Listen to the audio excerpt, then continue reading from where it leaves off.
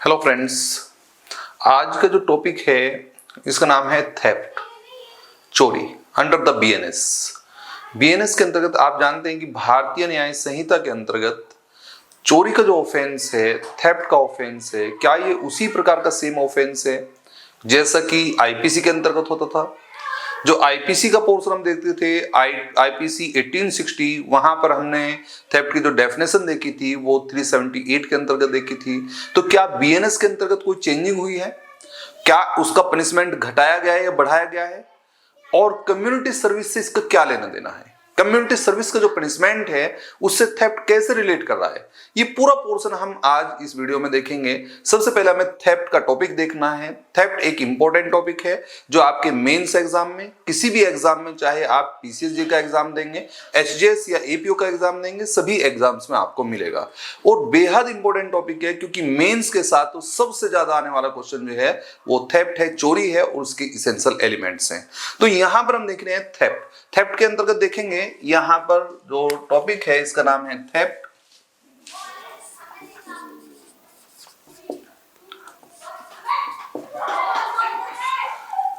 चोरी। यहां जब हम देखते थे, एक पोर्शन था हमारे पास आईपीसी 1860 और यहां पर पोर्शन था आपके पास, एक डेफिनेशन थी, ये सेक्शन था इसका 378 और इसका पनिशमेंट था जनरल पनिशमेंट, दंड, वो था सेक्शन नंबर 379। अब आप जानते हैं कि आईपीसी तो समाप्त हो गई, 1 जुलाई 2024 से बीएनएस एप्लीकेबल है। तो बीएनएस के अंतर्गत किस सेक्शन में अब ये चोरी का पोर्शन गया? तो ये सेक्शन है 303। तो यहां पर आप देखेंगे अब एक ही सेक्शन है, डेफिनेशन एंड पनिशमेंट, परिभाषा और दंड। ये आपने साफ कर दिया, परिभाषा एवं दंड। और ये सेक्शन है 303, 303। इसका मतलब साफ है कि जो हम अब वर्तमान समय में देखेंगे, कहां पर? बीएनएस के अंतर्गत। किसमें है ये बीएनएस के अंतर्गत है। जो हम देख रहे हैं बीएनएस का पोर्शन हम देख रहे हैं, बीएनएस 2023, बीएनएस 2023 का पोर्शन है। थेफ्ट देखेंगे, हल्का हल्का पोर्शन जो है वो इसेंशियल एलिमेंट्स के साथ आप देख के चलें। 5 आवश्यकता तो आप जानते हैं पहले भी थे, वही 5 एलिमेंट्स अभी भी हम देखेंगे। और यहां पर हम देख रहे हैं कि क्या कहता है ये कहता है कि देखिए, सबसे पहली बात जो है वो आपने साफ कर दिया, जो कोई किसी व्यक्ति के कब्जे से, जो कोई का मतलब whoever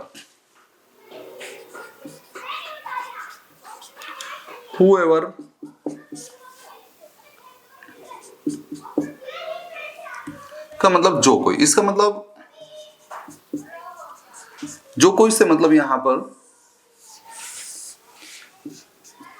ही भी हो सकता है, शी भी हो सकता है, थर्ड जेंडर भी हो सकता है, कोई भी। इसका मतलब ही, शी, थर्ड जेंडर, ये सभी इसके अंतर्गत आते हैं। दूसरा जो पोर्शन है फिर आपने साफ कर दिया, इंटेंडेड टू टेक डिसऑनेस्टली।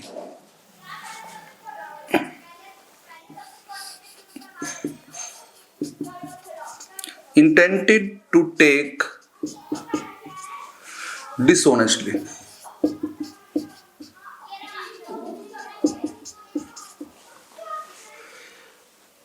बेईमानी पूर्वक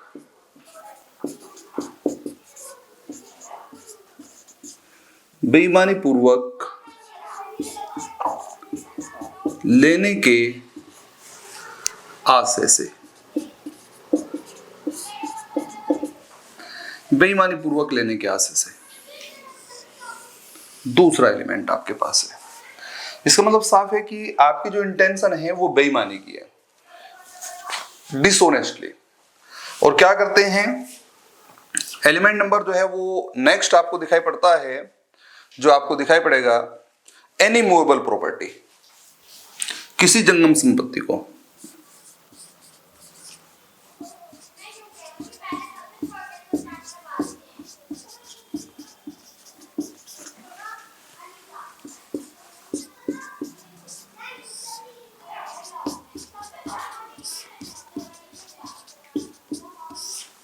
किसी जंगम संपदा को।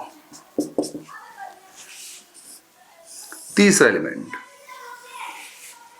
फोर्थ एलिमेंट के साथ हम देखते हैं कोई जंगम संपत्ति है, इसका मतलब पहले भी जंगम संपत्ति थी, अभी जो है वो जंगम संपत्ति है, out of the possession of any person.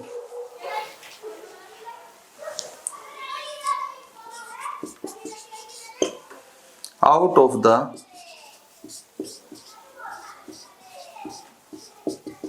possession of any person।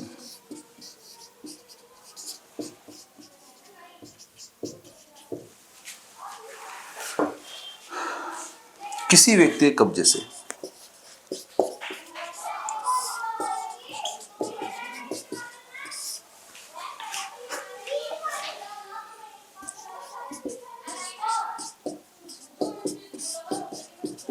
किसी व्यक्ति के कब्जे से।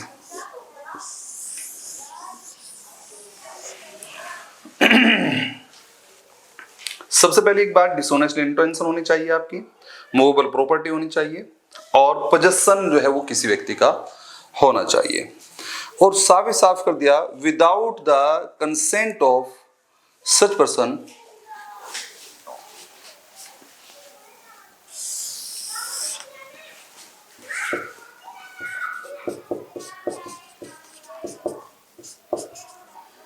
without the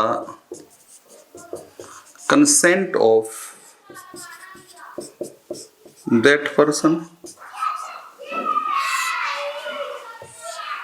without the consent of that person,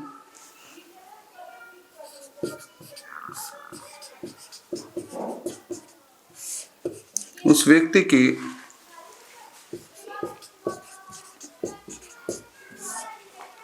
सहमति के बिना,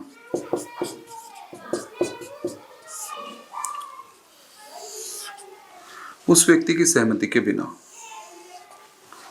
ये बात आपने साफ कर दिया। फोर्थ नंबर पे क्या करता है, मूव करता है। अब इसका मतलब साफ है कि move that property in order of such taking, move that property in order to such taking, such taking, ऐसे लेने क्रम में संपत्ति को हटाता है।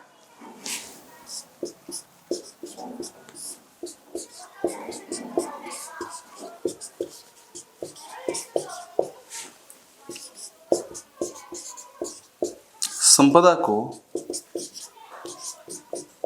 हटाता है। वह क्या करता है, ही commit the offence of theft, he commit the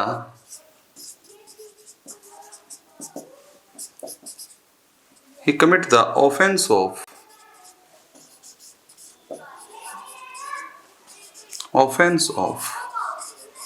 theft,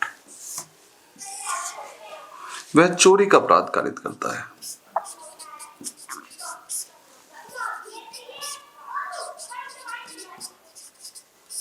चोरी का अपराध कारित करता है। ये बात आपने साफ कर दी। इसका मतलब साफ है, जो चीजें हुई वो 5 हुई। नंबर 1 सबसे पहली बात जो है मूवेबल प्रॉपर्टी होनी चाहिए, मूवेबल प्रॉपर्टी हो। दूसरी बात जो है dishonestly possession of any person, किसी व्यक्ति का कब्जा हो डिसऑनेस्टली, बेईमानी पूर्वक, बेईमानी पूर्वक क्या करें, आपने साफ कर दिया, move the property dishonestly, move the property from the possession, from such possession,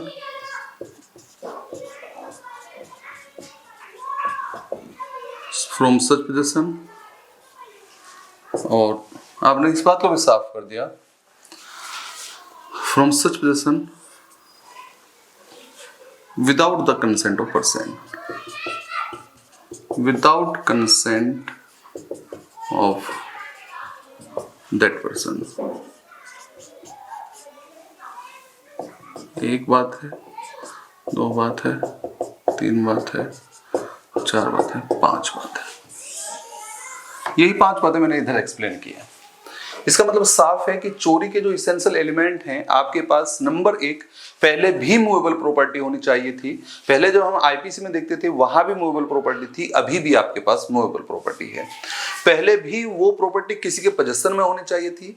जो चोरी का ऑफेंस होता है वो ऑफेंस होता है अगेंस्ट द पोजेशन, कब्जे के विरुद्ध, कब्जे से वो निकाल। वहां पर ये जरूर नहीं है कि वो व्यक्ति उस संपत्ति का मालिक हो, ओनर हो। ओनरशिप के अगेंस्ट ये ऑफेंस नहीं होता, ये पोजेशन के अगेंस्ट होता है। तो पोजेशन ऑफ एनी पर्सन, किसी व्यक्ति का कब्जा होना जरूरी है। और डिसऑनेस्टली, बेईमानी पूर्वक एक इसमें जो है वो एलिमेंट है कि आप बेईमानी पूर्वक कैसे रखते हो और किस चीज का, move the property from such possession, उस जो है वो कब्जे से जो है संपत्ति को हटाने का, और without consent of that person, उस व्यक्ति की सहमति के बिना। तो इसका मतलब साफ है कि इधर से हम देखेंगे कि होएवर, जो कोई का मतलब चाहे वो ही हो, शी हो, थर्ड पर्सन हो, थर्ड जेंडर हो, इंटेंडेड टू टेक डिसऑनेस्टली, अगर बेईमानी पूर्वक लेने का आशय रखते हुए एनी मूवेबल प्रॉपर्टी, किसी जंगम संपत्ति को out of the possession of any person, किसी व्यक्ति के कब्जे से हटाता है, लेके जाता है, without the consent of that person, उस व्यक्ति की सहमति के बिना, move that property in order of such taking, ऐसे लेने के क्रम में उस संपदा को हटाता है, तो आपने साफ कर दिया कि ही commit the offence of theft, वह चोरी का अपराध जो है कारित करता है। ये बात आपने साफ कर दिया।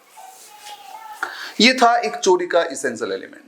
साथ ही साथ अब हम देखते हैं कि इसका पनिशमेंट क्या है। तो पनिशमेंट का पोर्शन जो है वो अभी हम देखेंगे क्या है, ये अभी आगे देखिए। अभी हमने देखा है परिभाषा को, डेफिनेशन देखी है थेफ्ट की, और ये परिभाषा हम देखी है हमने 303 के अंतर्गत, सेक्शन नंबर 303 है ना। तो इसका मतलब साफ है, नंबर एक ये था हमारा थेफ्ट,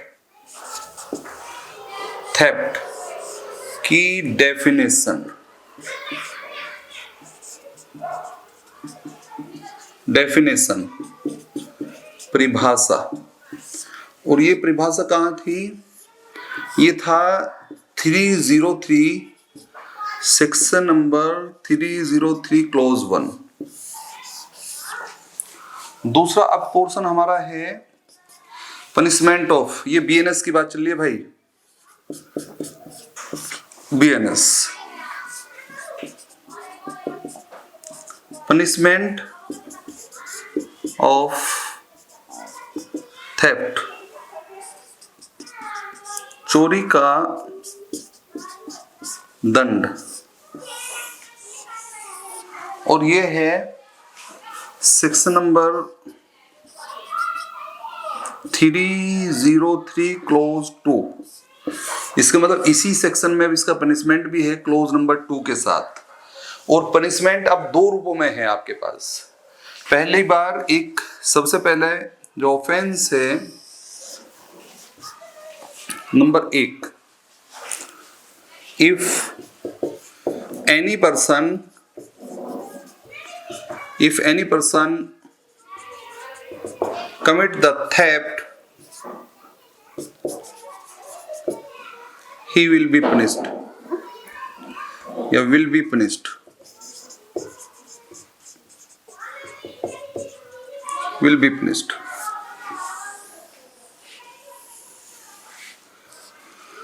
यदि कोई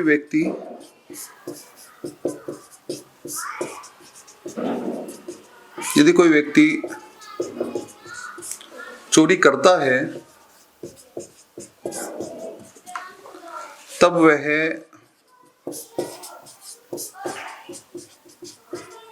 दंडित होगा। किस चीज से दंडित होगा भाई? नंबर 1,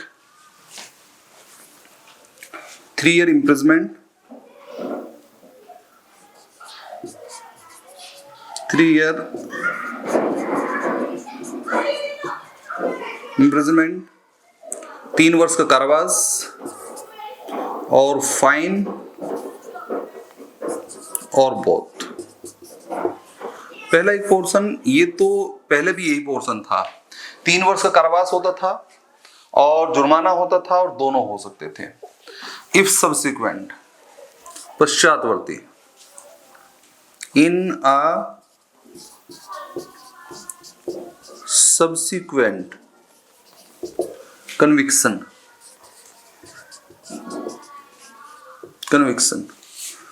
पश्चातवर्ती दोष सिद्धि पर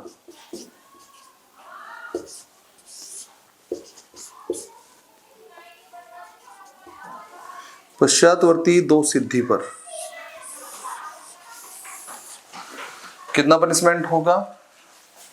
आपने साफ कर दिया नोट लेस देन। यहां पर नोट लेस देन का प्रोविजन है, नोट लेस देन 1 year, 1 वर्ष से कम नहीं, 1 वर्ष से कम का कारावास ना होगा।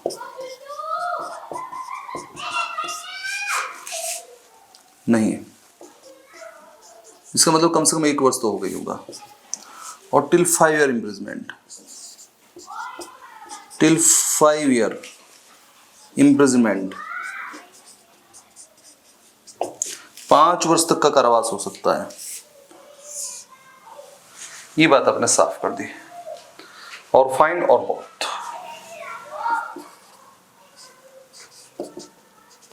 और फाइन और बहुत।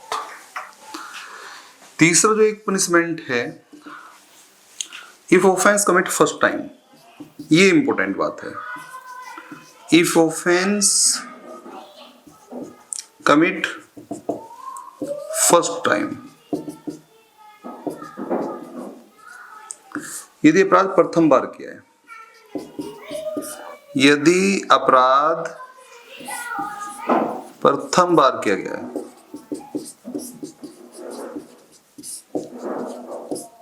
प्रथम बार किया गया तो he will be punished, he will be punished with community service,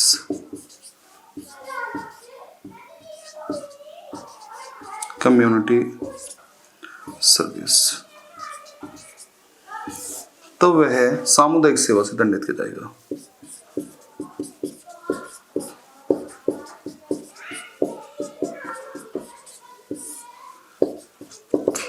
सेवा से दंडित किया जाएगा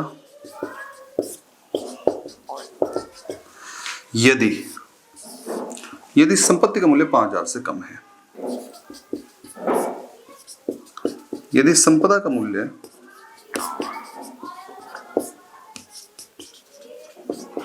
से कम है। If value of property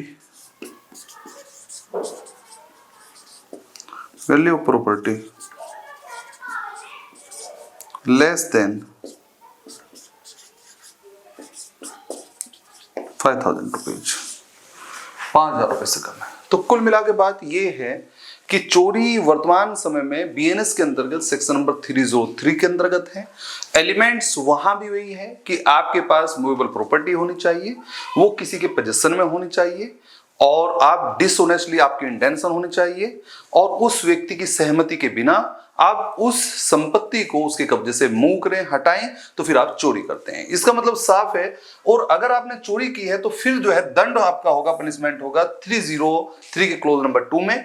normal जो पनिशमेंट है वो 3 ईयर का इंप्रिजमेंट है, और फाइन भी हो सकता है, दोनों भी हो सकते हैं। और इफ इन सब्सिक्वेंट कन्विक्शन, अगर फिर भी आप अगर एक बार दोषी होने के बाद फिर से आप चोरी करते हैं तो फिर आप जो है नॉट लेस देन 1 ईयर, 1 वर्ष से कम का कारावास नहीं होगा, एंड टिल 5 ईयर इंप्रिजमेंट, और 5 वर्ष तक का कारावास हो सकेगा, और फाइन और बहुत तो रहेगा ही रहेगा। एक नया जो पोर्शन ये है कि देखिए, अगर आपने जो चोरी की है उस चोरी की संपत्ति का मूल्य 5,000 रुपए या उससे कम है, इसका मतलब जो है चोरी बहुत बड़ी चोरी नहीं है। ये एक नया पोर्शन आया है बीएनएस के अंतर्गत। अगर चोरी जो है वो बड़ा पोर्शन नहीं है, वो छोटा जो है, जो प्रॉपर्टी है जो थेफ्ट की गई है उसका जो मूल्य है वो 5,000 रुपए से कम है, तो फिर इसका मतलब साफ है, यदि संपत्ति का मूल्य 5,000 रुपए से कम है, he will be punished with the community service, तब वह सामुदायिक सेवा के दंड से दंडित किया जाएगा। इस प्रकार से हमने आज चोरी का पोर्शन देखा, जो एक बेहद इंपॉर्टेंट है। इसेंशियल एलिमेंट्स मैंने इसमें बताए, और इसके एक्सप्लेनेशन हम नेक्स्ट वीडियो के साथ देखेंगे। Thank you.